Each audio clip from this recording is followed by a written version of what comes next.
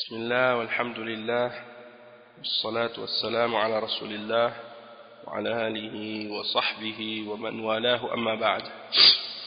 Donc on commence maintenant le cours numéro 6 dans la lecture du tafsir de l'imam al-Sa'di, Cheikh Abdurrahman al-Sa'di rahimahullah. Et je sais que la plupart d'entre vous savez déjà que Cheikh al-Sa'di c'est le cheikh de Cheikh Mohammed ibn Salih al-Uthaymin. C'est un des Cheikh Mohammed ibn Salih al-Uthaymin et un des élèves de Cheikh al-Sa'di. Donc c'est un d'entre les grands ulama, et comme j'ai mentionné dans plusieurs fois, dans le cours, j'ai mentionné à plusieurs reprises que une des particularités du cheikh, c'est qu'il aimait beaucoup lire les livres de Cheikh al-Islam ibn Taymiyyah, comme la plupart des ulama de Ahl Sunnah qui sont venus après le Cheikh Ibn Taymiyyah. Ils aiment beaucoup les livres de Ibn Taymiyyah, mais le Cheikh al-Sa'di en particulier, il a pris beaucoup du style, même dans sa façon d'écrire, il a pris beaucoup du style de l'imam Ibn al-Qayyim et de l'imam de son cheikh Ibn Taymiyyah. Donc il résume beaucoup les choses et clarifie les choses en même temps avec des termes et des explications simples et claires, mais en même temps il y a quelque chose de très particulier dans son tafsir. C'est ça justement, qu'il rentre dans les questions de Aqidah et il les clarifie selon la position de Ahl Sunnah wal Jama'a, la Aqidah des Salaf. Et c'est vraiment bénéfique. Donc j'aimerais revenir au verset qu'on a commencé à expliquer, ou bien qu'on a déjà terminé même d'expliquer, qui est le verset 22, ou non 23, non, le verset 23 dans Surat Az-Zumar, lorsque Allah subhanahu wa ta'ala dit Allahu nazzala أحسن الحديث كتابا متشابها مثانية تقشعر منه جلود الذين يخشون ربهم ثم تلين جلودهم وقلوبهم إلى ذكر الله ذلك هدى الله يهدي به من يشاء ومن يضلل الله فما له من هاد. Donc ça, c'est ce qu'on a expliqué à la fin du dernier cours. Et il y a une parole de l'imam Ibn Kathir qui est très bénéfique au sujet de ce verset, que j'aimerais traduire en même temps, Inch'Allah. Donc l'imam Ibn Kathir, et là je le lis du résumé de l'imam Cheikh Ahmed Shakir. Ahmed Shakir, il a un résumé, un mukhtasar de Tafsir Ibn Kathir qui s'appelle Umdatut Tafsir. Et puisque Cheikh Mohammed bin Hadi al-Madkhali a mentionné que ce tafsir était le meilleur mukhtasar qui existait, selon ce qu'il a, d'après tous les résumés qu'il a trouvés de Ibn Kathir, il a trouvé que c'était le meilleur. Donc j'ai décidé donc de m'y référer. Et effectivement, bon, il ressemble beaucoup à l'autre qu'on utilisait avant, mais il y a des avantages dans celui-là, alhamdulillah. Donc en particulier, j'aimerais lire l'explication du cheikh lorsqu'il explique le verset 23, quand Allah subhanahu wa ta'ala dit ce qui signifie Allah a fait descendre les plus beaux récits, le plus beau des récits, un livre dont certains versets se ressemblent et se répètent. Les peaux de ceux qui redoutent leur Seigneur frissonnent à l'entendre. Donc c'est comme s'ils ont la chair de poule, hein. Puis leur peau et leur cœur s'apaisent au rappel d'Allah. C'est cette partie-là en particulier que j'aimerais clarifier et lire les propos de l'imam Ibn Kathir ici, quand il parle de ce point-là dans le verset. Donc il dit وَقَوْلُهُ تَقْشَعِرُ مِنْهُ جُلُودُ الَّذِينَ يَخْشَوْنَ رَبَّهُمْ ثُمَّ تَلِينُ جُلُودُهُمْ وَقُلُوبُهُمْ إِلَى ذِكْرِ اللَّهِ أي هذه صفة الأبرار عند سماع كلام الجبار المهيمن العزيز الغفار لما يفهمون منه من الوعد والوعيد والتخويف والتهديد تقشعر منه جلودهم من الخشية والخوف. Donc l'imam Ibn Kathir dit que lorsque Allah subhanahu wa ta'ala dit ce qui signifie les peaux de ceux qui redoutent leur Seigneur frissonnent, c'est-à-dire ils ont la chair de poule à l'entendre, hein, puis leur peau et leur cœur s'apaisent, hein, au rappel d'Allah. Donc l'imam Ibn Kathir il dit, ça c'est la description des gens de la piété, des gens du bien. Lorsqu'ils entendent la parole d'Allah, Al-Jabbar, hein, celui qui est tout puissant, Al-Muhaymin, celui qui est contraignant, qui est au-dessus de tout, Al-Aziz, le tout puissant, Al-Ghaffar, le pardonneur. Donc c'est des attributs et c'est des noms d'Allah, hein, que le cheikh mentionne. Donc lorsqu'ils entendent la parole d'Allah, Al-Jabbar, Al-Muhaymin, Al-Aziz, Al-Ghaffar, et à cause du fait qu'ils ont compris de ces versets-là qu'est-ce qu'ils contiennent comme menaces et comme promesses, et comme paroles qui inspirent la crainte et qui donnent la crainte aux croyants, hein, et les différentes menaces de l'enfer pour ceux qui désobéissent à ses ordres, eh bien les croyants ils ont la chair de poule quand ils entendent ça. Et ça c'est une des caractéristiques des mu'minines, ils ont la chair de poule en entendant ce genre de choses. Puis le cheikh il mentionne ensuite, il dit تقشعر منه جلودهم من الخشية والخوف, c'est-à-dire leur peau, eh bien ils ont comme des frissons, c'est comme s'ils ont des frissons et leur peau ont des chairs de poule à ce moment-là en entendant ça. Ça c'est la description des croyants. Ensuite le cheikh continue où il mentionne la suite du verset ثم تلين جلودهم وقلوبهم إلى ذكر الله, ce qui signifie puis ensuite leur peau et leur cœur s'apaisent au rappel d'Allah. Et ici le cheikh il dit à ce sujet-là لما يرجون ويؤملون من رحمته ولطفه فهم مخالفون لغيرهم من الكفار من وجوه.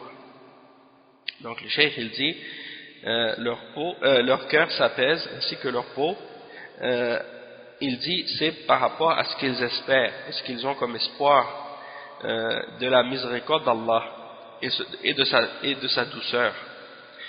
Donc ils sont en opposition avec ceux d'entre eux qui les contredisent parmi les kuffars sur plusieurs points de vue.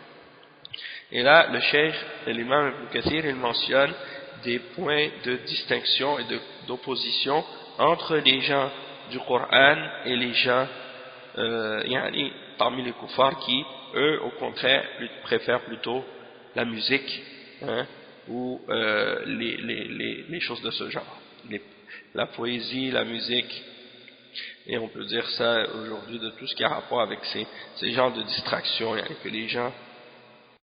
Donc, comme je disais, l'imam Ibn Kathir va mentionner maintenant des différences, des oppositions qui existent entre les gens du Coran et les gens de la musique. Donc les gens qui écoutent de la musique, les gens qui... ils distinguent les kuffars et les croyants parmi leur approche ou leur attitude vis-à-vis du Coran. Et donc le cheikh il mentionne, il dit أحدها أن سماع هؤلاء هو تلاوة الآيات وسماع أولئك نغمات لأبيات من أصوات القينات. نعم. Donc le premier point que le cheikh il mentionne, c'est que ce que les croyants entendent, c'est la récitation des versets du Coran. Tandis que ceux-là, c'est-à-dire les autres, les kuffars, eux, qu'est-ce qu'ils aiment, c'est entendre les chansons, hein, et les vers de poésie qui sont récités avec des mélodies, hein, des choses de ce genre, et avec les instruments de musique. Ensuite, le point numéro 2, le cheikh il dit comme distinction الثاني أنهم إذا تليت عليهم آيات الرحمن خروا سجدا وبكيا بأدب وخشية ورجاء ومحبة وفهم وعلم. Donc le cheikh il dit que les croyants, lorsqu'on leur récite les versets de Ar-Rahman, c'est-à-dire les versets d'Allah subhanahu wa ta'ala, eh bien ils tombent prosternés en pleurant d'une bonne manière et avec de la crainte et avec l'espoir et l'amour, donc et aussi également avec de la compréhension et de la science, comme Allah subhanahu wa ta'ala le dit dans un autre verset dans Surat Al-Anfal. Il dit كما قال إنما المؤمنون الذين إذا ذكر الله وجلت قلوبهم وإذا تليت عليهم آياته زادتهم إيمانا وعلى ربهم يتوكلون الذين يقيمون الصلاة ومما رزقناهم ينفقون أولئك هم المؤمنون حقا لهم درجات عند ربهم ومغفرة ورزق كريم. Donc le cheikh il mentionne donc ce verset là qui explique comment sont les croyants par rapport au rappel d'Allah subhanahu wa ta'ala, et c'est les versets 2 et 3 dans Surat Al-Anfal qui signifient les croyants sont uniquement ceux dont lorsqu'on mentionne le rappel d'Allah, leur cœur frémisse, et lorsqu'on leur récite ces versets, cela augmente leur foi et ils mettent leur confiance en leur Seigneur. Ceux qui établissent la salat et qui donnent ou qui dépensent de ce que nous leur avons donné comme subsistance, ceux-là sont les vrais croyants. Ils auront des degrés auprès de leur Seigneur et un pardon et une noble subsistance. Donc ça c'est un exemple, et il mentionne également le verset 73 dans Surat Al-Furqan, dans lequel Allah subhanahu wa ta'ala dit وقال تعالى والذين إذا ذكروا بآيات ربهم لم يخروا عليها سما وعميانا, qui est le verset, comme on a dit, 73 dans Surat Al-Furqan.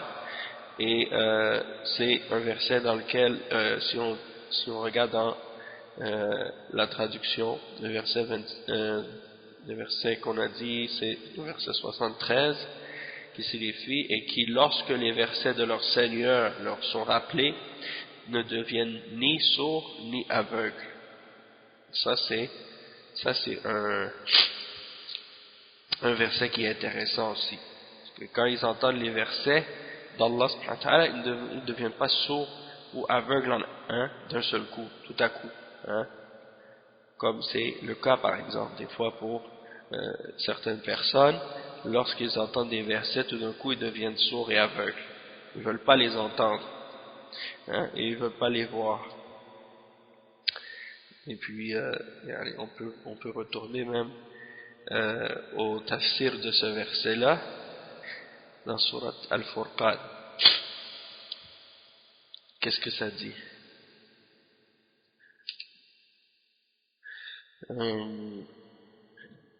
73.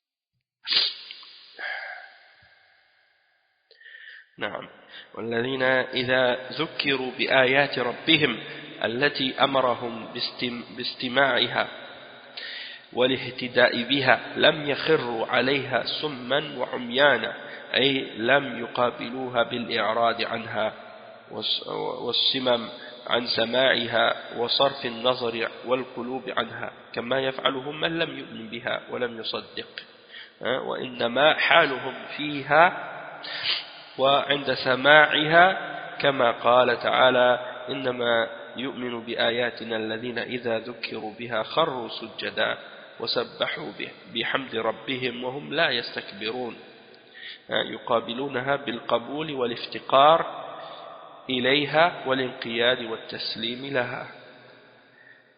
Donc le cheikh il explique que ceux lorsqu'ils sont rappelés des versets de leur Seigneur, les versets que Allah subhanahu wa ta'ala leur ordonne d'écouter, et il leur ordonne de suivre de prendre leur guidance de ces versets-là, ils ne deviennent pas subitement aveugles, sourds et aveugles, et donc ils ne les prennent pas dans il ne les accepte pas ou il ne les approche pas en s'en détournant ou en devenant sourds, en refusant de les écouter ou en détournant leur cœur de méditer sur leur signification et de les observer. Donc là il y a il y a une panne d'électricité, donc on est obligé d'attendre. On reprend Inch'Allah à partir de l'endroit où on s'était arrêté avant la panne de courant, donc je suis désolé pour ça, c'est hors de notre contrôle, qaddarallah ma sha'a fa'al. Donc pour revenir là où on était, on expliquait le verset 73 dans Surat Al-Furqan, juste par rapport à celui que l'imam Ibn Kathir avait mentionné dans le tafsir, lorsqu'il explique le verset qu'on est en train d'expliquer, le verset 23. Donc il dit, donc on disait que la personne, donc elle se détourne pas de ce que Allah subhanahu wa ta'ala a dit. Elle laisse son attention sur le verset et elle ne devient pas sourde et aveugle lorsque elle entend les versets d'Allah subhanahu wa ta'ala. Elle y croit et elle n'agit pas comme le font les gens qui ne croient pas en ces versets. Et également il dit wa inna mahaluhum fiha عند سماعها كما قال تعالى إنما يؤمن بآياتنا الذين إذا ذكروا بها خروا سجدا وسبحوا بحمد ربهم وهم لا يستكبرون. Donc leur état lorsqu'ils entendent le Coran, c'est uniquement d'agir de la manière dont Allah subhanahu wa ta'ala l'a décrit dans le verset.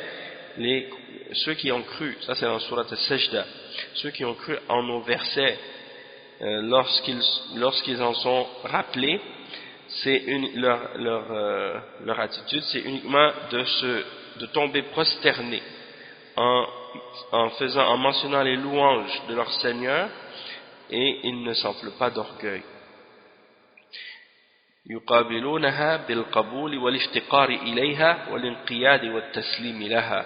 Donc ils acceptent ces versets, ils les prennent avec acceptation et en sentant qu'ils ont un besoin, qu'ils sont indigents de ces versets-là, et ils s'y soumettent entièrement et complètement.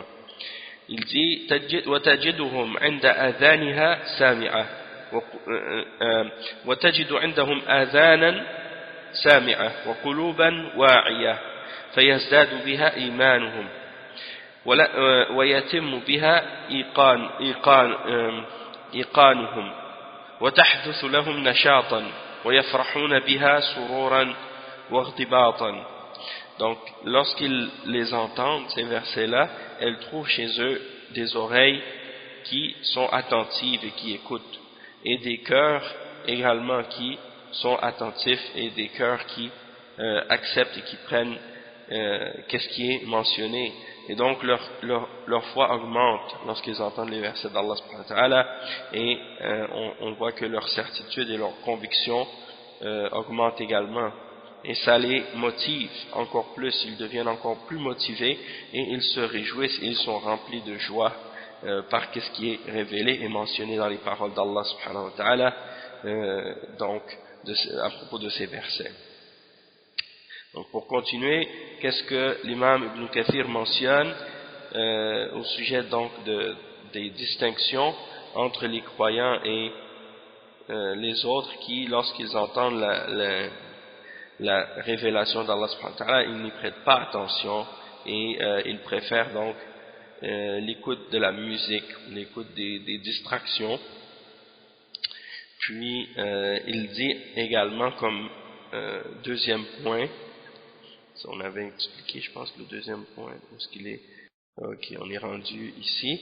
Donc ensuite il mentionne un autre verset, il a mentionné ce verset là, ensuite il dit أي لم يكونوا عند سماعها متشاغلين لاهين عنها بل مصغين إليها فاهمين بصيرين بمعانيها ولهذا إنما يعملون بها ويسجدون عندها عن بصيرة لا عن جهل ومتابعة لغيرهم.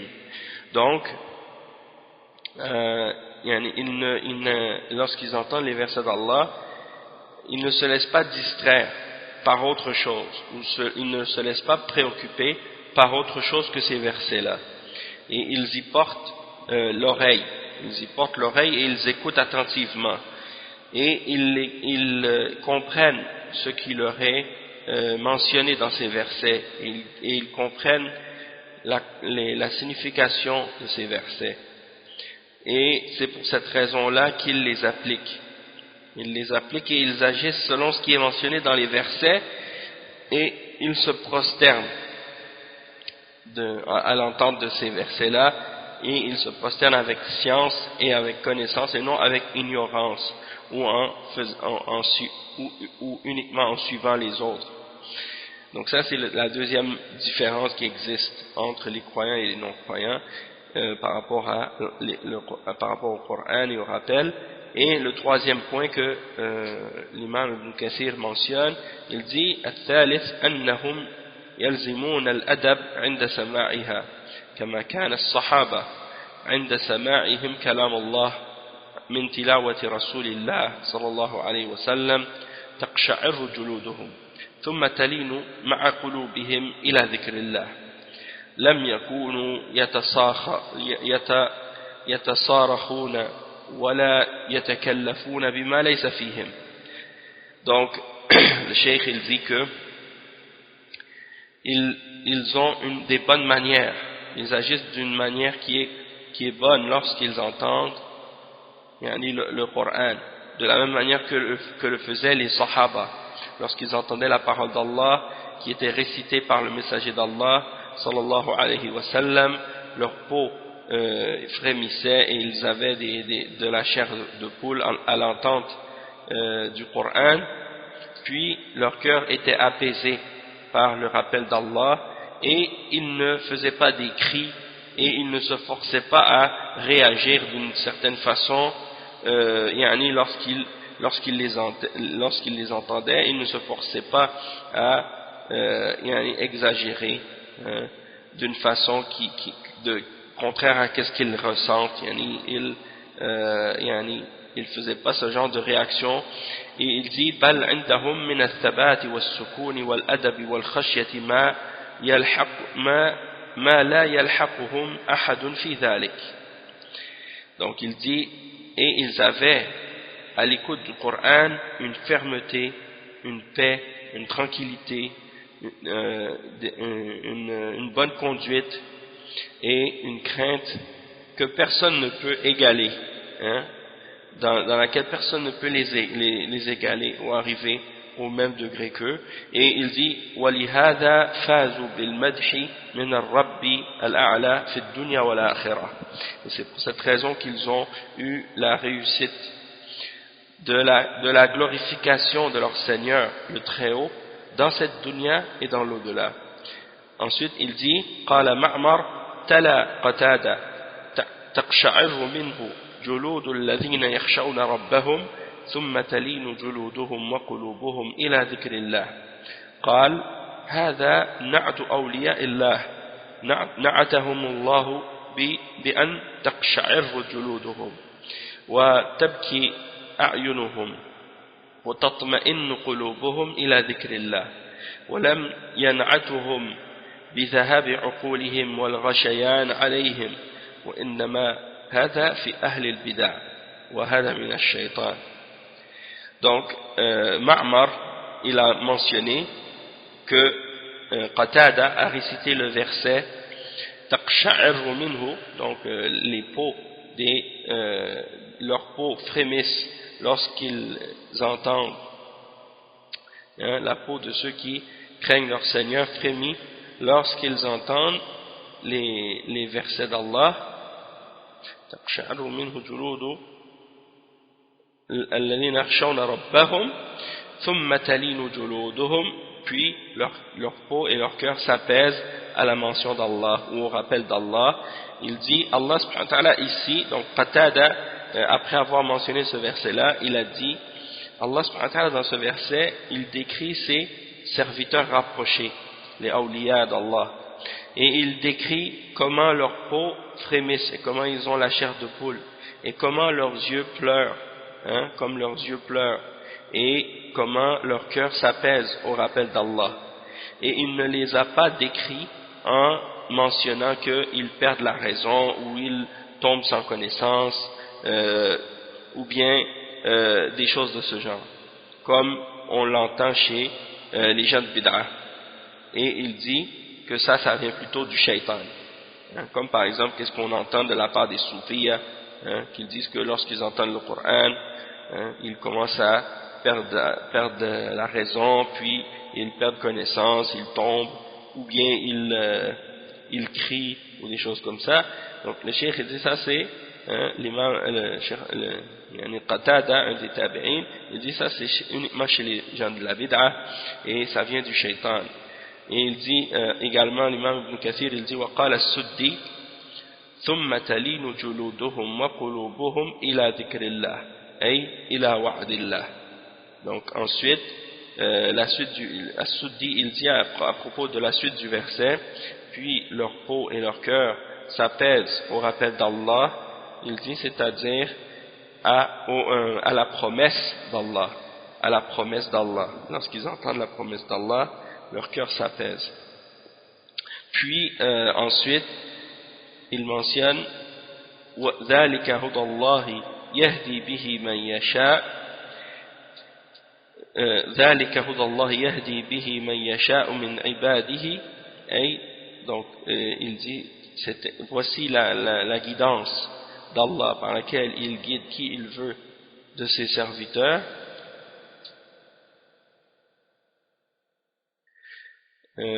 Ici je pense que il dit de ses serviteurs, mais je pense que dans le verset en question il n'y a pas la mention de min ibadihi.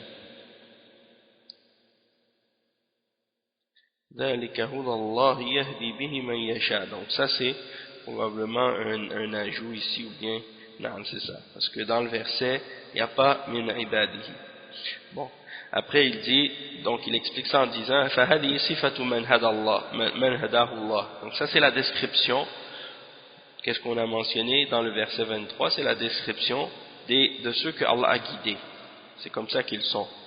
Donc si on n'a pas ces caractéristiques-là, il faut travailler sur notre foi, il faut travailler sur notre iman, hein, en faisant des bonnes œuvres et en s'écartant de ce que Allah a interdit et en faisant plus de récitation du Coran et en réfléchissant sur ses significations et en essayant de comprendre ces significations-là. Si on a de la difficulté à comprendre en lisant le tafsir, hein, et ainsi de suite. Et donc ça c'est des exemples de description des gens qui ont été guidés par Allah subhanahu wa ta'ala. Et il dit وَمَنْ كَانَ عَلَى خِلَافِ ذَلِكَ فَهُوَ مِمَّنْ أَضَلَّهُ اللَّهُ وَمَنْ يُضْلِلِ اللَّهُ فَمَا لَهُ مِنْ هَادٍ. Donc celui qui est autre que celui qui est autre, hein, qui est différent, qui ne respecte pas la description que Allah a donnée ici, de celui qui a cette description-là, donc celui qui n'entre pas dans cette description, il fait partie, hein, de ceux que Allah a égarés. Celui qui est contraire à cette description, il fait partie de ceux que Allah a égarés, et celui que Allah égare, il n'y a pas de guide pour lui. Donc ça c'est pour dire que celui qui n'a pas ces descriptions-là ou qui est contraire à ces descriptions-là, il doit chercher à corriger cette situation-là. Donc, on revient maintenant au tafsir de l'imam As-Sa'di maintenant, et on va lire donc la suite du tafsir des autres versets qui suivent. Allah subhanahu wa ta'ala il mentionne donc, on va lire la suite des versets dans lesquels Allah subhanahu wa ta'ala dit نعم أعوذ بالله من الشيطان الرجيم أفمن يتقي بوجهه سوء العذاب يوم القيامة وقيل للظالمين ذوقوا ما كنتم تكسبون كذب الذين من قبلهم فأتاهم العذاب من حيث لا يشعرون فأذاقهم الله الخزي في الحياة الدنيا ولعذاب الآخرة أكبر لو كانوا يعلمون ولقد ضربنا للناس في هذا القرآن من كل مثل لعلهم يتذكرون قرآنا عربيا غير ذي عوج لعلهم يتقون ضرب الله مثلا رجلا فيه شركاء متشاكسون ورجلا سلما لرجل هل يستويان مثلا الحمد لله بل أكثرهم لا يعلمون إنك ميت وإنهم ميتون ثم إنكم يوم القيامة عند ربكم تختصمون فمن أظلم ممن كذب على الله وكذب بالصدق إذ جاءه أليس في جهنم مثوى للكافرين والذي جاء بالصدق وصدق به أولئك هم المتقون لهم ما يشاءون عند ربهم ذلك جزاء المحسنين. Donc on va essayer de lire ce que Allah subhanahu wa ta'ala a dit dans cette partie, dans ces parties, dans ces versets, dans le tafsir de Cheikh Sa'di. Qu'est-ce que le Cheikh Sa'di a expliqué à ce sujet-là? Donc il dit ici, à partir du verset 24 à 26, ce qui signifie, verset 24, est-ce que celui qui au jour de la résurrection sera protégé, est-ce que celui qui au jour de la résurrection se sera protégé le visage contre le pire châtiment, et l'on dira aux injustes, goûtez à ce que vous avez acquis. Donc je relis parce que j'ai mal lu la première fois. Est-ce que celui qui au jour de la résurrection sera protégé le visage contre le pire châtiment, et l'on dira aux injustes, goûtez à ce que vous avez acquis.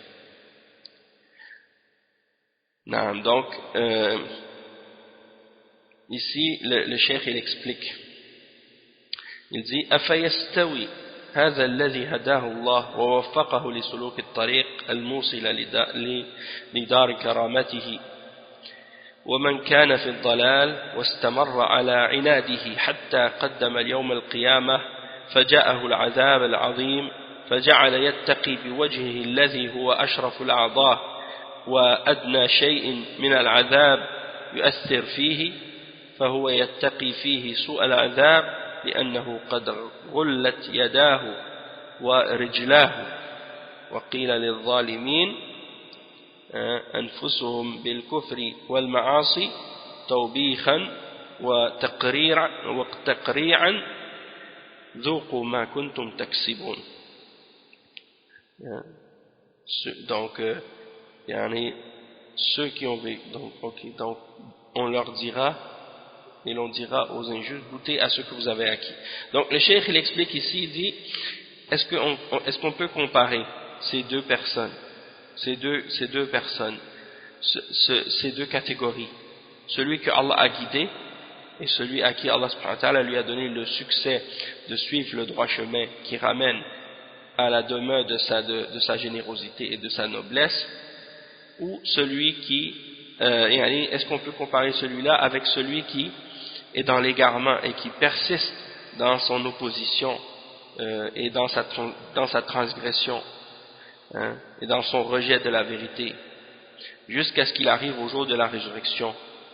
Et puis, on lui amène le grand châtiment, hein, et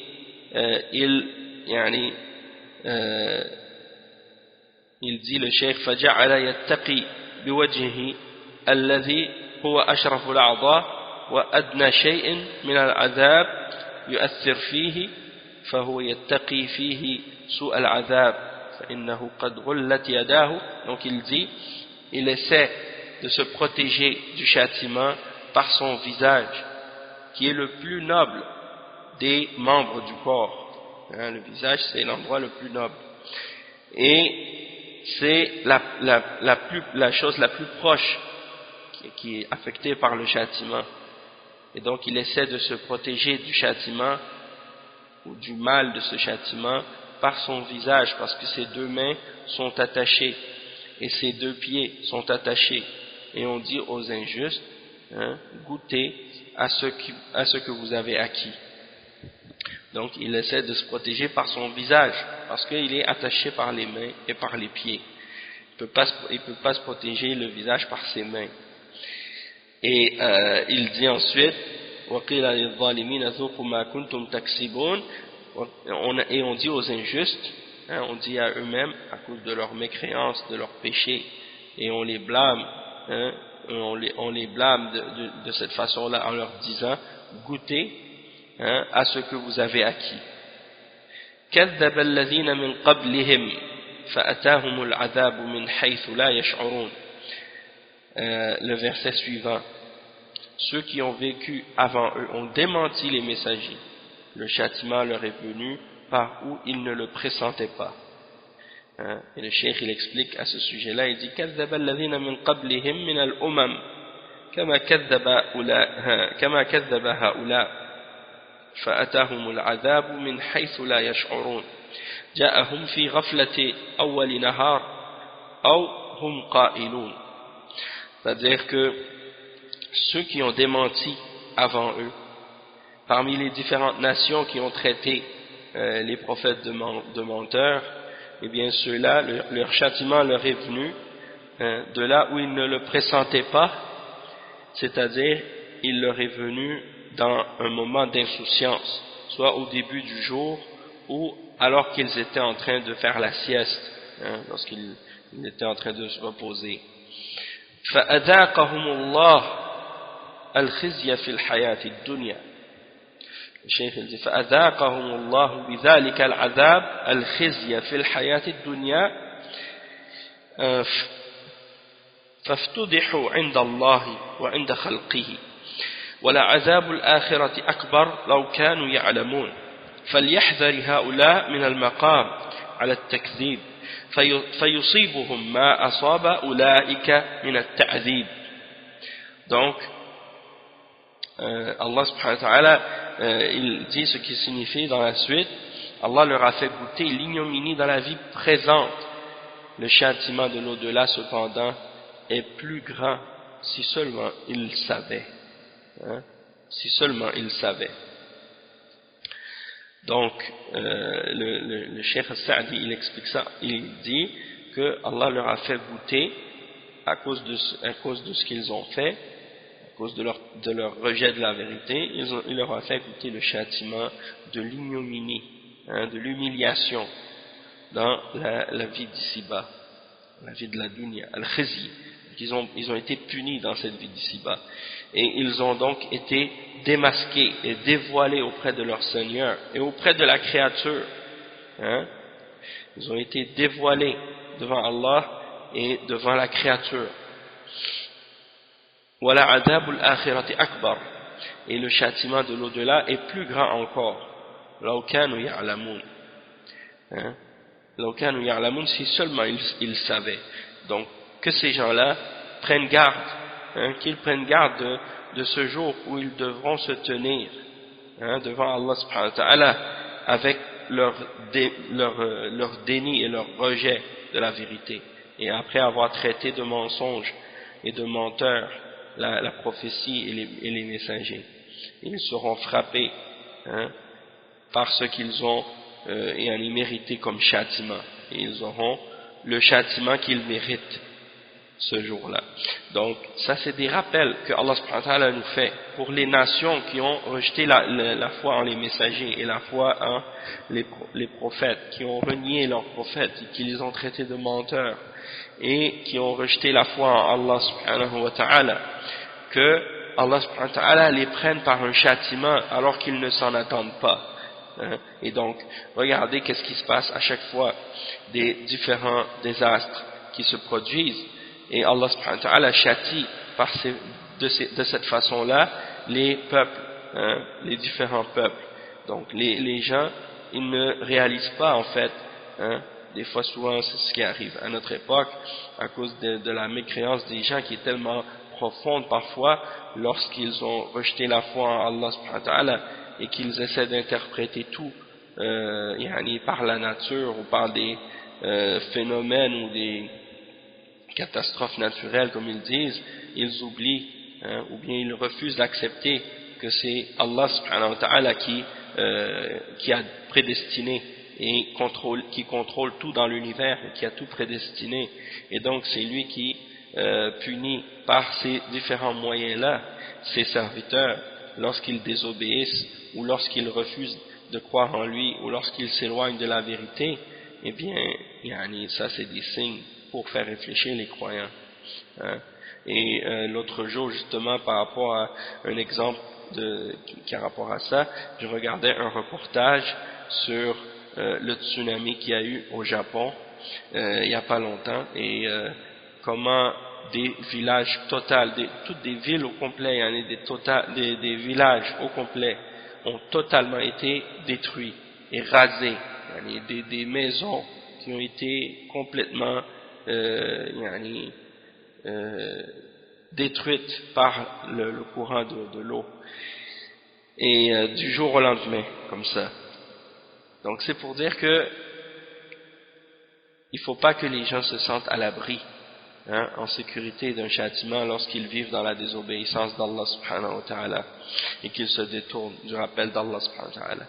Ensuite, les versets 28 à 31, le cheikh explique ensuite, il dit, il mentionne les paroles d'Allah où Allah dit وَلَقَدْ ضَرَبْنَا لِلنَّاسِ فِي هَذَا الْقُرْآنِ مِنْ كُلِّ مَثَلٍ لعلهم يتذكرون قرآنا عربيا غير ذي عوج لعلهم يتقون ضرب الله مثلا رجلا فيه شركاء متشاكسون ورجلا سلما لرجل هل يستويان مثلا الحمد لله بل أكثرهم لا يعلمون إنك ميت وإنهم ميتون ثم إنكم يوم القيامة عند ربكم تختصمون.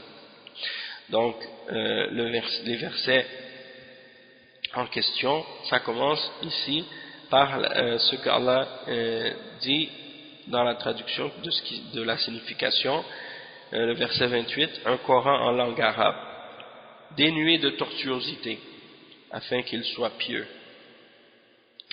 Le cheikh il dit à ce sujet-là, يخبر تعالى أنه ضرب في القرآن من جميع الأمثال أمثال أهل الخير وأمثال أهل الشر وأمثال التوحيد والشرك وكل مثل يقرب حقائق الأشياء والحكمة في ذلك لعلهم يتذكرون عندما نوضح لهم الحق فيعملون ويعملون. Donc le Cheikh Al-Sa'di il explique que Allah subhanahu wa ta'ala nous donne dans ce Coran toutes sortes d'exemples et de paraboles, des exemples et des paraboles dans lesquels il y a les meilleures leçons. Il compare, par exemple, il donne des paraboles et des exemples par rapport aux gens du mal et qu'est-ce qui leur arrive, et les gens du bien, et il nous donne des comparaisons et des exemples par rapport au tawhid et par rapport au shirk, et il nous donne tous ces exemples-là pour nous rapprocher des réalités des choses et pour nous faire comprendre la sagesse. Et la sagesse dans ça, c'est la sagesse dans pourquoi Allah subhanahu wa ta'ala nous mentionne ces exemples-là et ces paraboles, c'est pour qu'on puisse se souvenir, pour qu'on puisse se rappeler et pour que la vérité nous soit clarifiée, pour qu'on puisse la connaître et pour qu'on puisse agir selon ce qui est mentionné dans ces versets-là. Et le verset donc 28, Qur'anan Arabiyyan ghayra dhi iwajin. C'est ça le verset 27 que j'avais sauté, la traduction en français. Nous avons dans ce Coran cité pour les gens des exemples de toutes sortes afin qu'ils se souviennent. Et le verset 28, un Coran en langue arabe dénué de toute tortuosité, hein, de toute difficulté, de toute complication, afin qu'il soit pieux. Donc le verset 28, le cheikh il dit Qur'anan Arabiyyan غير ذي عوج أي جعلناه قرآنا عربيا واضح الألفاظ سهل المعاني خصوصا على العرب غير ذي عوج أي ليس فيه خلل ولا نقص بوجه من الوجوه لا في ألفاظه ولا في معانيه وهذا يستلزم كمال اعتداله واستقامته كما قال تعالى الحمد لله الذي أنزل على عبده الكتاب ولم يجعل له عوجا قيما. نعم, donc le cheikh il dit que c'est un Coran il explique le verset 28 qui dit que le Coran c'est un Coran qui est arabe, un Coran en langue arabe. Donc il dit, c'est-à-dire que Allah subhanahu wa ta'ala, il dit nous l'avons fait un Coran en arabe dont les termes sont clairs et dont la signification est simple et facile à comprendre, en particulier pour les Arabes. غير ذي عوج, c'est-à-dire qui ne contient pas de tortuosité ou de difficulté, hein, c'est-à-dire il n'y a aucun défaut dedans, aucune imperfection, hein, peu importe sur quel point de vue, il n'y a aucun défaut, aucune imperfection, ni dans ses mots, ni dans sa signification, ni dans ses lettres. Et ça implique qu'il est parfaitement équilibré et balancé et droit dans sa droiture. Naam. Donc c'est un Coran arabe, et ça c'est une réponse à ceux qui parfois essaient de faire le tafsir du Coran en se basant sur la signification de la traduction. Et la traduction c'est pas la même chose que le Coran. Et donc si tu te bases sur la traduction pour essayer d'interpréter le Coran, tu te trompes, tu fais une erreur, parce que la traduction c'est la traduction d'une interprétation déjà. Donc si tu te bases sur l'interprétation et la traduction de cette interprétation là pour l'interpréter encore, tu risques de faire des erreurs. C'est pour ça qu'il faut retourner à l'origine, au Coran qui est en arabe, puisque c'est le Coran puisque c'est en arabe qu'il est, le Coran à l'origine et à la base, hein? Et la traduction du Coran ce n'est pas le Coran. La traduction du Coran c'est la traduction de l'interprétation du Coran, hein? La traduction de la signification d'une interprétation du Coran. C'est comme si on prenait le tafsir puis on le traduisait dans une langue. D'accord? On ne traduit pas toutes les interprétations possibles d'un verset. On traduit uniquement une interprétation possible, et c'est pour ça que parfois un verset il est traduit d'une façon, alors que lorsqu'on lit le tafsir de ce verset-là, eh bien on réalise qu'il y a beaucoup d'autres interprétations possibles qui ont un sens qui est correct et qui est bon et qui est vrai, et qui fait en sorte qu'on peut en tirer beaucoup plus de profit que uniquement dans une seule interprétation, hein? Et sans parler des différentes récitations parfois qui rajoutent à la signification et qui clarifient parfois la signification du verset. Donc c'est pour cette raison-là que il faut faire attention. Des fois il y a des gens qui se sont basés sur des traductions du Coran pour essayer de faire des interprétations ou pour essayer de faire des verdicts et qui ont mal compris justement certains termes ou certains versets. Et je me rappelle d'un exemple que quelqu'un m'avait mentionné une fois dans une traduction en anglais. Il avait il avait utilisé la traduction d'un terme par rapport aux herbes pour essayer de rendre halal, par exemple, certaines herbes qui sont utilisées comme drogue ou des choses comme ça. Et il disait ça, c'est la preuve que c'est permis parce que le terme est utilisé dans le Coran. Donc lui, il se base sur la traduction qui était en anglais et il ne retourne pas à la signification du terme en arabe et il ne retourne pas au tafsir de ce Coran en arabe pour comprendre de quoi il s'agissait réellement. Donc il s'est trompé à cause de ça. Donc c'est pour dire que le Coran c'est en arabe. Et même les récompenses de la récitation du Coran pour les lettres, c'est pas la lecture de la traduction, c'est la lecture du texte en arabe. Et donc on encourage en même temps les musulmans qui n'ont pas encore appris l'arabe à apprendre l'arabe pour être capable de le lire correctement et pour avoir les récompenses donc de la lecture de ces lettres. Et aussi, bien entendu, de pouvoir le lire en arabe. Celui qui a de la difficulté à le lire, eh bien, il a le double de la récompense de celui qui le lit avec facilité. Hein? Le prophète sallallahu alayhi wa sallam a mentionné que celui qui a de la difficulté à lire le Coran, eh bien, il a le double de la récompense de celui qui le lit avec facilité. Donc ça, c'est en même temps, ça devrait nous encourager. Si quelqu'un a de la difficulté, ça l'encourage à réciter, même s'il a de la difficulté. Ensuite, il dit Qur'anan arabiyyan ghayra dhi iwajin. Donc ça, on l'a expliqué. Ensuite, il mentionne un autre verset qui mentionne justement le même sens que ce qui est mentionné dans ce verset-là. Il lit le verset 1 dans Surat Al-Kahf, louange à Allah qui a fait descendre sur son serviteur le livre et il n'y a point introduit de tortuosité, c'est-à-dire d'ambiguïté. Un livre d'une droiture parfaite. Qayyiman. Donc, ça vient confirmer ce qui est mentionné dans ce verset-là. Il dit لعلهم يتقون قرآنا عربيا غير ذي عوج لعلهم يتقون أي لعلهم يتقون الله تعالى حيث سهلنا عليهم طرق التقوى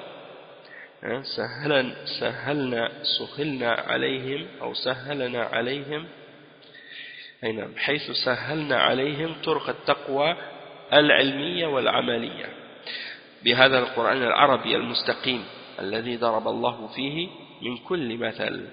C'est-à-dire pour qu'ils puissent avoir la taqwa, la taqwa d'Allah, c'est-à-dire la piété, pour qu'ils puissent craindre Allah, faire ce que Allah ordonne et s'écarter de ce que Allah a interdit, du fait que Allah subhanahu wa ta'ala il nous a facilité les voies de la piété sur le plan de la connaissance et de la science et sur le plan de la pratique également et de l'application. Et c'est ainsi donc que c'est par ce Coran arabe qui est droit qu'on arrive à atteindre cette piété-là. Et c'est le livre dans lequel Allah subhanahu wa ta'ala a donné toutes sortes de paraboles et d'exemples. Et parmi ces exemples, c'est l'exemple de ce qui vient dans le verset 29, qui vient à la suite. Le cheikh, il explique le verset 29, dans lequel Allah subhanahu wa ta'ala dit ce qui signifie Allah a cité comme parabole un homme appartenant à des associés, se querellant à son sujet, et un autre homme appartenant à un seul homme. Sont-ils égaux en exemple? Louange à Allah. Mais la plupart d'entre eux ne savent pas. Non. Donc, c'est comme une parabole qui est donnée ici. Et le cheikh Sa'di, il dit ثم ضرب مثلا للشرك والتوحيد فقال ضرب الله مثلا رجلا أي عبدا فيه شركاء متشاكسون فهم كثيرون وليسوا متفقين على أمر من الأمور وحالة من الحالات حتى تمكن حتى تمكن راحته بل هم متشاكسون متنازعون فيه كل له مطلب يريد تنفيذه ويريد الآخر غيره فما تظن حال هذا الرجل مع هؤلاء الشركاء المتشاكسين. Le cheikh il donne l'exemple, il dit que Allah subhanahu wa ta'ala nous donne l'exemple ici pour nous parler en fait du shirk et du tawhid. C'est pour nous comparer l'état du shirk et de celui qui est sur le tawhid. Et il dit que Allah subhanahu wa ta'ala il donne une parabole, il cite comme une parabole yani l'exemple d'un homme, un esclave, l'exemple d'un esclave. Et cet esclave, il appartient à plusieurs hommes en même temps. C'est-à-dire qu'il y a plusieurs associés qui sont partenaires dans yani, disons, la propriété de cet esclave. C'est-à-dire qu'ils sont tous partenaires et ils se partagent cet esclave. Donc, ils ne sont pas d'accord entre eux. Ils sont nombreux, ils ont cet esclave-là et ils ne sont pas d'accord entre eux sur aucune chose et sur aucun état. Et donc, c'est pas possible dans ce cas-là que cet esclave-là soit en repos. Ils se disputent entre eux, qu'est-ce que l'esclave doit faire? Et chacun veut que l'esclave fasse quelque chose alors que l'autre veut que l'esclave fasse quelque chose d'autre à ce moment-là. Alors, le cheikh il dit, alors que pensez-vous que sera l'état de cet esclave avec ses partenaires qui le possèdent et qui se disputent à son sujet? Et il donne l'exemple d'un autre homme. Il dit, un autre esclave, وَرَجُلًا سَلَمًا لِرَجُلٍ أي خالصا له قد عرف مقصود سيده وحصلت له الراحة التامة هل يستويان مثلا أي هذان الرجلان مثلا لا يستويان. Donc il dit, et un homme qui appartient à un seul homme, un autre esclave qui appartient uniquement à un maître. Il a seulement un seul maître, il n'y a pas des maîtres qui le partagent, il a un seul maître. Et il connaît entièrement ce que ce maître-là veut de lui. Alors il est en repos complet. Il a un repos complet, c'est-à-dire que il arrive à se reposer. Est-ce que ces deux exemples-là sont comparables? Est-ce qu'ils sont égaux? Est-ce que ces deux esclaves-là sont comparables? Et le cheikh, il répond, il dit non, ils ne sont pas égaux. Et là maintenant, il va faire la comparaison avec le mushrik et celui qui est sur le tawhid par rapport à cet exemple. Il dit كذلك المشرك فيه شركاء متشاكسون يدعو هذا ثم يدعو هذا فتراه لا يستقر له قرار ولا يطمئن قلبه موضع والموحد مخلص لربه قد خلصه الله من الشركة لغيره فهو في أتم راحة وأكمل طمأنينة. Le cheikh il dit c'est la même chose pour le mushrik. Il a des partenaires beaucoup de partenaires et de maîtres. Il invoque celui-ci puis ensuite il invoque celui-là et donc tu le vois, il n'est jamais installé il n'est jamais ferme sur une chose, il n'est jamais stable sur une chose, il est toujours instable et son cœur n'est jamais en tranquillité et en paix, tandis que celui qui est sur le tawhid et qui est sincère pour son Seigneur, Allah subhanahu wa ta'ala l'a libéré de tout autre partenaire autre que lui-même. Il n'appartient que à Allah subhanahu wa ta'ala et par conséquent il est dans un repos complet et dans une tranquillité totale et parfaite, parce qu'il n'a que Allah à servir, il n'a pas 10 maîtres ou plus. Ensuite le cheikh il mentionne la suite du verset. فهل يستويان مثلا الحمد لله على تبيين الحق من الباطل وإرشاد الجهال بل أكثرهم لا يعلمون. Donc le cheikh il dit, est-ce que donc ils sont égaux ceux-là? Est-ce qu'on peut dire qu'ils sont comparables, hein? Sont-ils égaux? Un exemple, Alhamdulillah, louange à Allah, hein? Louange à Allah d'avoir clarifié la vérité de ce qui est faux et d'avoir orienté les gens qui sont dans l'ignorance, les ignorants. Bal aktharuhum la ya'lamun, mais la plupart d'entre eux ne savent pas. La plupart d'entre eux ne savent pas.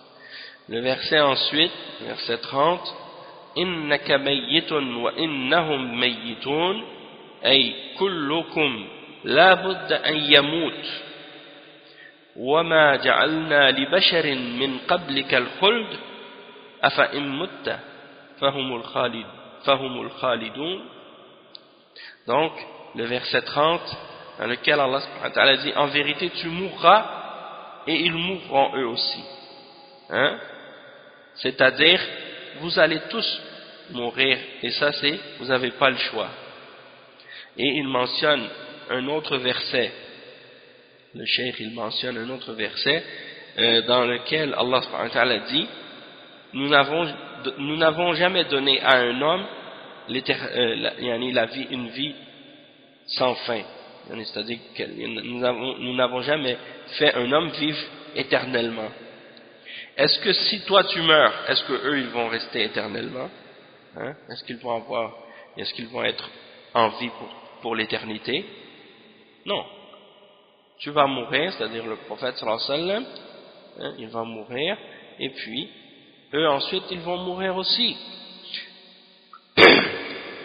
Et ici il dit, l'imam Ibn Kathir, il dit à ce sujet-là, قوله إنك ميت وإنهم ميتون هذه الآية من الآيات التي استشهد بها الصديق عند موت الرسول صلى الله عليه وسلم حتى تحقق الناس موته مع قوله وما محمد إلا رسول قد خلت من قبله الرسل أفإن مات أو قتل انقلبتم على أعقابكم ومن ينقلب على عقبيه فلن يضر الله شيئا وسيجزي الله الشاكرين. Donc le cheikh il mentionne, l'imam Ibn Kathir il dit que ce verset fait partie des versets que Abu Bakr as-Siddiq radiyallahu anhu avait mentionné lors de la mort du messager sallallahu alayhi wa sallam pour faire comprendre aux gens que le prophète sallallahu alayhi wa sallam était réellement mort, hein, avec également le verset 144 dans Surat Al-Imran lorsque Allah subhanahu wa ta'ala dit et Muhammad n'est qu'un messager, il y a eu avant lui beaucoup de messagers également. Est-ce que s'il meurt ou s'il est tué, vous allez retourner sur vos pas, hein? Et celui qui retourne sur ses talons, hein? Est-ce que vous allez retourner sur vos talons? Et celui qui retourne sur ses talons, Allah, il ne fait nullement tort à Allah, hein? Il ne fait aucun tort à Allah, et Allah va certes récompenser les gens qui sont reconnaissants.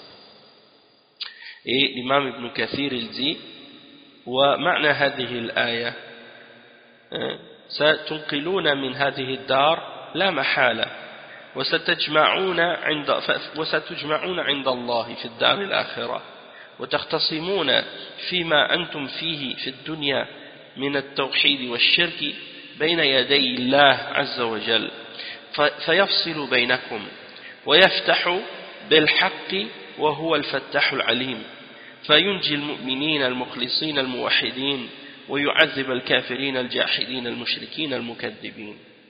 Donc le cheikh il explique que la signification de ce verset là c'est que vous allez quitter cette vie d'ici-bas, et ça c'est certain, il n'y a pas d'autre possibilité pour vous, hein? Et vous ne pouvez pas vous en échapper, et vous allez être réunis devant Allah dans la demeure de l'au-delà, et vous allez disputer auprès de lui vous allez disputer auprès de lui ce que vous aviez comme désaccord dans la vie d'ici-bas au sujet du tawhid et du shirk. Et il va juger entre vous. Et il va juger par la vérité. Et il va donner la victoire à la vérité. Et il est Al-Fattah Al-Alim. C'est parmi ses noms. Et il va sauver les croyants qui sont purs et sincères dans leur foi et dans leur tawhid, ceux qui sont sur le tawhid pur, et il va châtier les mécréants, les négateurs, les associateurs, les mushrikines, et les négateurs, ceux qui traitent de mensonges, ceux qui traitent de mensonges la vérité. Il dit ثم إن هذه الآية وإن كان سياقها في المؤمنين والكافرين وذكر الخصومة بينهم في الدار الآخرة فإنها شاملة لكل المنازعين في الدنيا فإنه تعاد عليهم الخصومة في الدار الآخرة.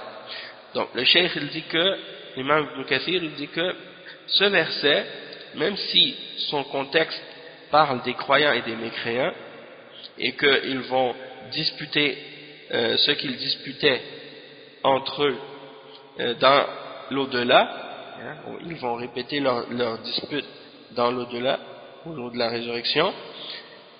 Ça comprend en même temps également toute personne qui dans la dunya disputait quelque chose en particulier. Peu importe la chose.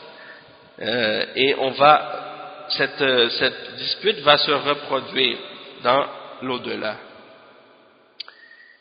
Et il rapporte à ce sujet-là des exemples de hadiths et de paroles qui ont été rapportées sur la question. Qu'est-ce qui a été rapporté selon Az-Zubayr lorsqu'il dit قال لما نزلت ثم إنكم يوم القيامة عند ربكم تختصمون, c'est-à-dire puis vous allez disputer ensuite au jour de la résurrection vous vous disputerez auprès de votre Seigneur. Il a dit قال الزبير يا رسول الله أتكرر علينا الخصومة قال نعم قال إن الأمر إذن لشديد وكذا رواه الإمام أحمد. C'est-à-dire Az-Zubayr il a dit au messager d'Allah, ô messager d'Allah, est-ce qu'on va nous faire répéter la dispute? Il a dit oui. Et Az-Zubayr, le prophète sallallahu alayhi wa sallam a dit oui. Alors Az-Zubayr a dit dans ce cas-là l'affaire est sérieuse, l'affaire est grave. C'est rapporté par l'imam Ahmad, et l'imam Ahmad Shakir il mentionne que c'est une isnad qui est authentique. Il dit, il mentionne également d'autres narrations à ce sujet-là. Il dit وقال الزبير ثم لتسألن يومئذ عن النعيم قال الزبير أي رسول الله أي نعم أي نعيم نسأل عنه وإنما يعني هما الأسودان التمر والماء قال أما ذلك سيكون أما إن ذلك سيكون. Le verset 8 dans Surat Al-Takathur, dans lequel Allah subhanahu wa ta'ala il dit que vous allez certes être questionné à ce jour-là, au jour de la résurrection, au sujet des délices, des grâces que vous avez reçues. Et Az-Zubayr a posé la question au messager d'Allah, à propos de quel délice est-ce qu'on va être questionné? Et il a dit, est-ce que c'est à propos des deux nourritures, comme des deux choses qu'on a, comme al-aswadan, il les appelle, l'eau et les dattes? Et il a dit oui, cela va être, subhanallah, si on va être questionné pour l'eau et les dattes, imaginez pour tout le reste, qu'est-ce qu'on mange, subhanallah. Et il mentionne également d'autres exemples. Il dit, par exemple, qu'est-ce qui est rapporté ici par At-Tirmidhi, il dit, non, par l'imam Ahmad, il dit, عن الزبير بن العوام قال لما نزلت هذه السورة على رسول الله صلى الله عليه وسلم إنك ميت وإنكم ميتون ثم يوم القيامة عند ربكم تختصمون قال الزبير أي رسول الله أيكرر علينا ما كان بيننا في الدنيا من خواص الذنوب مع خواص الذنوب؟ قال نعم لا يكرر عليكم حتى يؤدي إلى كل ذي حق حقه. قال الزبير والله إن الأمر لشديد. Donc, il dit par rapport à Az-Zubayr ibn al-Awwam, il dit lorsque ce verset-là a été révélé sur le messager d'Allah sallallahu alayhi wa sallam, tu vas certes mourir et ils vont mourir également, puis au jour de la résurrection vous vous disputerez auprès de votre Seigneur. Az-Zubayr a dit, ô messager d'Allah, est-ce qu'on va nous faire répéter entre nous ce qu'on avait comme dispute entre nous et comme péché et des choses de ce genre? Et il a dit oui, ça va tout être répété contre vous. Et donc il a dit jusqu'à ce que chacun qui avait un droit, on lui remette le droit qu'il avait, qu'il méritait. Celui qui possédait un droit quelconque et qu'on l'a privé de ce droit-là, eh bien, jusqu'à ce qu'il soit rendu. Et donc, Az-Zubayr a dit, Wallahi, dans ce cas-là, c'est quelque chose de sévère et de grave.